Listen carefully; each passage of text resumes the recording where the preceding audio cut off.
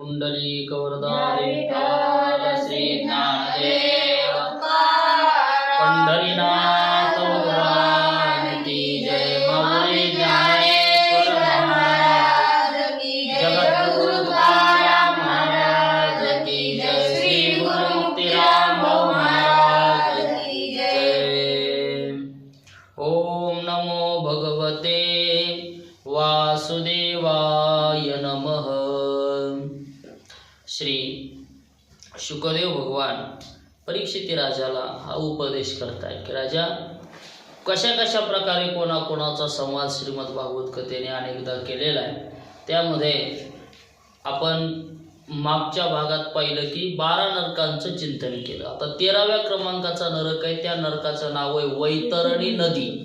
कोणता नरक? वैतरणी नावाचे। हा नदीचं स्वरूप त्याला ग्रंथकाराने दिलं। म्हणजे जसं नदीला 2 तट असतात आणि मध्ये पाणी असतं, तसं ही सुद्धा नदी आहे। या नदीत जो जीव काय करतो, इथला कोणी राजा असेल किंवा राजसेवक असेल, श्रीमंताच्या कुळात जन्माला आलाय, पुण्यवान घराण्यामध्ये जन्माला आलाय आणि आपल्या कुळाचा कुळाचार तो काय करत नाही, ठेवत नाही। म्हणजे कसाही वागतो। घर माळकरी असले की हे काय करतो, दुसरंच भजन करत फिरतो। म्हणजे गळ्यात माळ घालत नाही, कुलधर्म आचार सांभाळत नाही। तर अशा व्यक्तीला जेव्हा तो इतर धर्म मर्यादेचं काय करतो, उल्लंघन करतो, आणि मग त्याला वैतरणी नावाच्या नदीमध्ये जाऊन पडावं लागतं। या नदीत काय काय म्हणले, नरकाचा खंदकच आहे। काय काय पडलेलं आहे तिच्यात? मल। मल म्हणजे पुरुष आपण जो प्रातःविधीला जातो त्याला मल म्हणतात। काय म्हणतात? मल। त्यानंतर काय त्या नदीमध्ये मूत्र पडलेलं आहे। त्यानंतर पू। काय त्या नदीत?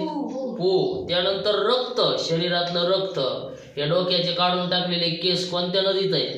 त्याच नदीत। त्यानंतर हाताचे नख त्या नदीत। पुन्हा हाडं, पुन्हा शरीराची चरबी त्याच नदीमध्ये। मांस, मज्जा, या सगळे गलिच्छ वस्तू त्या नदीमध्ये पडलेल्या आहेत आणि त्याच्यात ह्याला फेकून देतात। कशात फेकून देतात? त्या नदीमध्ये फेकून देतात। आणि मग भयंकर तिथले जीव याला वरबाडतात आणि शरीर सुटत नाही।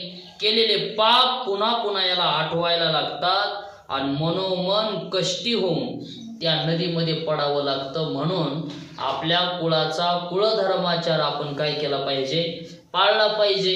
कुळाचा कधी अपमान करायचा नाही। जसे वाडवडिलांनी परंपरेनं आपल्या कुळात चांगला विचार आलाय, तर तोच पुढं आपण काय केला पाहिजे, चालवला पाहिजे। नाहीतर हा अशा प्रकारच्या नरकाचा भोग घ्यावा लागतो।